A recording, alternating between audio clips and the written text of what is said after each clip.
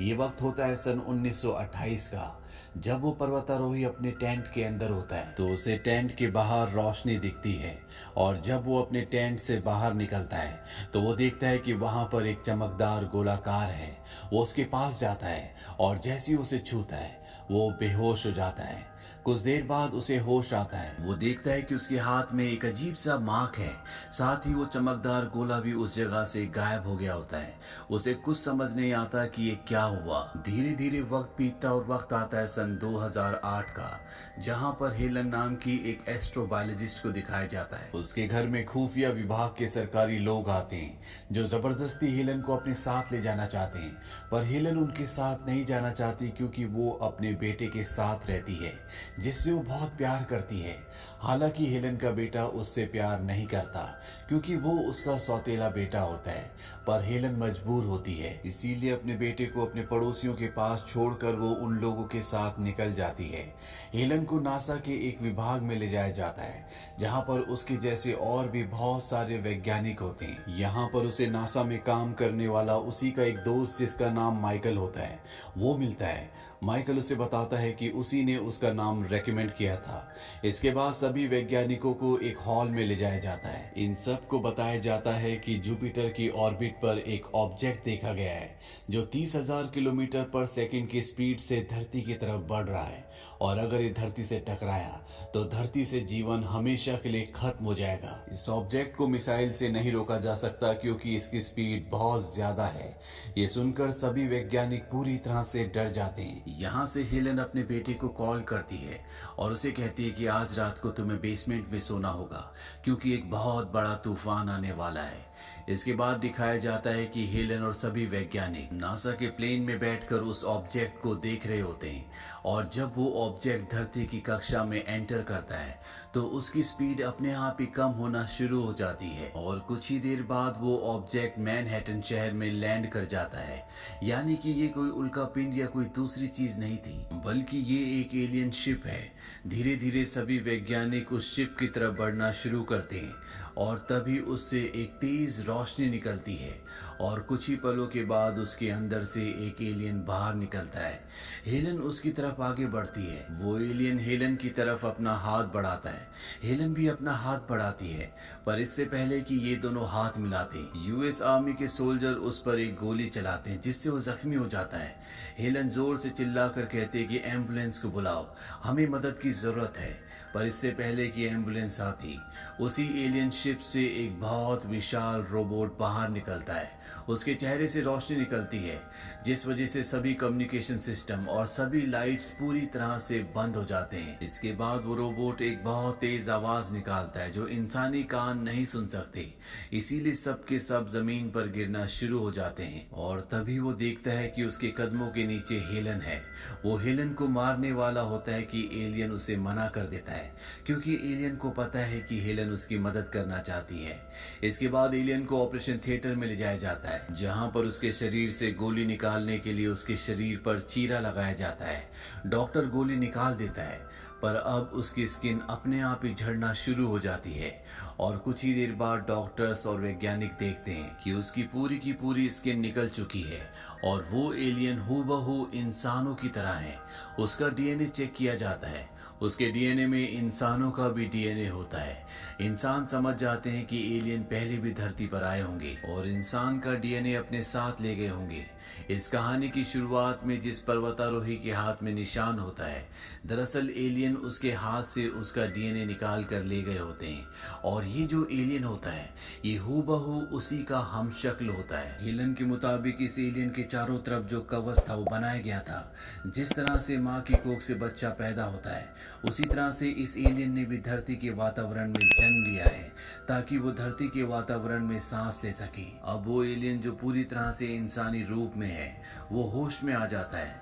Helen उससे बात करती है और वो हेलन की बातों का जवाब देता है, यानी कि उसे इंसानों की भाषा भी आती है। वो हेलन को बताता है कि वो धरती को बचाने के लिए आया है। तभी यहाँ पर यूएस की डिफेंस मिनिस्टर आ जाती है और वो कहती है कि ये एलियन हमारी धरती के लिए खतरा हो सकता है क्योंकि इनके धरती पर आने के बाद हमारी सारी सैटेलाइट्स पूरी तरह से बंद हो गई, हम किसी से भी कम्युनिकेशन नहीं कर सकते। एलियन उसे कहता है कि मैं यहाँ पर धरती धरती के लीडर्स से बात करना चाहता हूँ। पर डिफेंस मिनिस्टर उसकी बात नहीं सुनती और उसे इन्वेस्टिगेशन के लिए अपने साथ ले जाती है। अब उस एलियन का इन्वेस्टिगेशन शुरू होता है।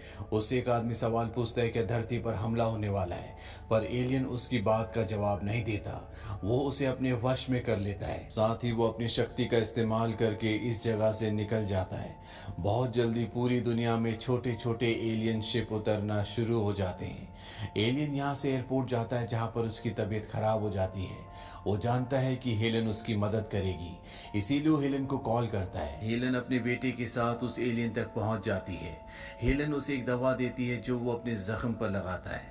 इसके बाद वो एक मैकडॉनल्ड्स में जाता है जहां पर वू नाम का एक आदमी उससे मिलने जाता है, पर हमें पता चलता है कि ये भी एक एलियन है जो पिछले 70 सालों से धरती पर रह रहा है। ये इंसानों को स्टडी कर रहा होता है। वो बताता है कि इंसान पर्यावरण को, धरती को खत्म कर रहे हैं।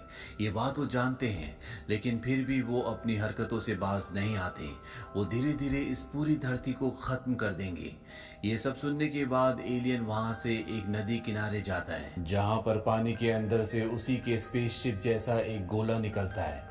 वो उस गोले पर हाथ लगाता है। दुनिया में जितने भी गोले होते हैं उन सब के अंदर इस दुनिया की अलग अलग स्पीसीज जाना शुरू कर देती है, जैसे समुद्री जीव, बिच्छू, सांप, उड़ने वाले पक्षी। और कुछ ही देर बाद सभी गोले धरती से ऊपर की ओर बढ़ना शुरू हो जाते हैं, यानी कि एलियंस ने सबको यहाँ से बाहर भेज दिया है। हेलन ये सब कुछ देख लेती है। उसे अब एलियंस के इरादों पर शक है।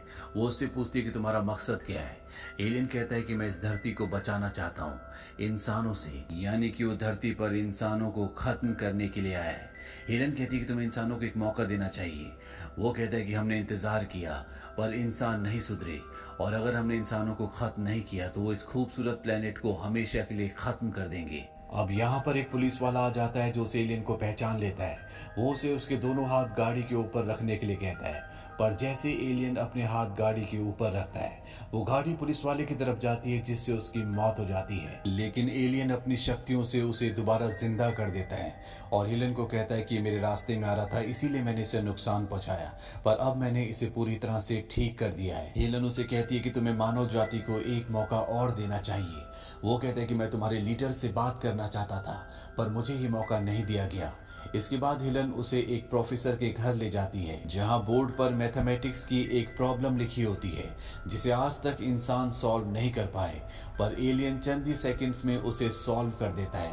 ये देखकर प्रोफेसर पूरी तरह से हैरान हो जाता है। वो कहता है कि ऐसा संभव है। एलियन कहता है कि बिल्कुल संभव है। इसके बाद वो बताता है कि हमारे ग्रह का सूरज खत्म हो रहा था, हम सब इकट्ठे हुए और हम सब ने अपनी जीवन शैली पूरी तरह से बदल दी, जिसकी वजह से हमारे ग्रह का सूरज, हमारा ग्रह बच गया।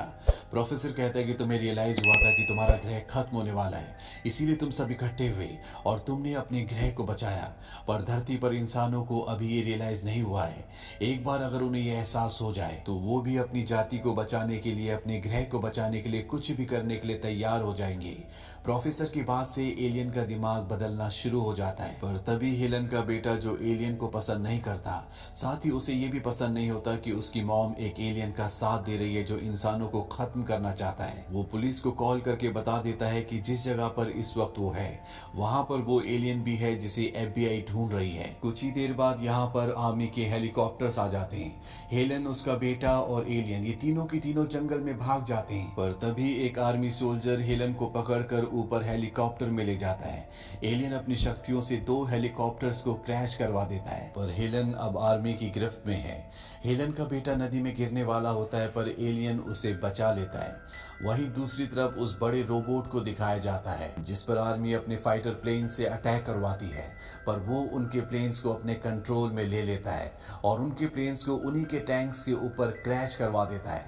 इसके बाद नासा के वैज्ञानिक उसे चारों तरफ से बहुत मजबूत एक स्फीयर में कैद कर लेते हैं और उसे ब्लास्ट करने की प्लानिंग करते हैं। वो उसे ब्लास्ट भी कर देते हैं, लेकिन रोबोट का बाल भी बाका नहीं होता।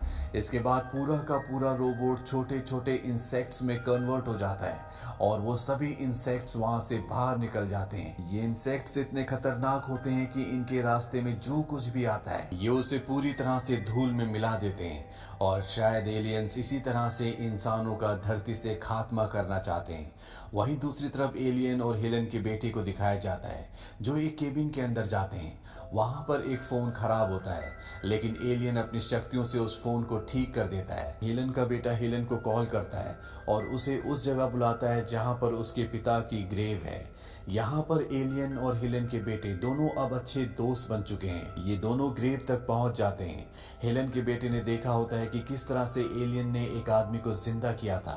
वो कहता है कि तुम मेरे पिता को भी जिंदा कर दो, लेकिन एलियन किसी मरे हुए इंसान को जिसकी बॉडी अब पूरी तरह से डिकम्पोज हो चुकी है उसे जिंदा नहीं कर सकता। वो हेलन के बेटे से कहता है कि मैं तुम्हारे पिता को जिंदा नहीं कर पाऊंगा और वैसे भी इस दुनिया से कभी कोई चीज खत्म नहीं होती, वो बस अपना रूप बदल लेती है।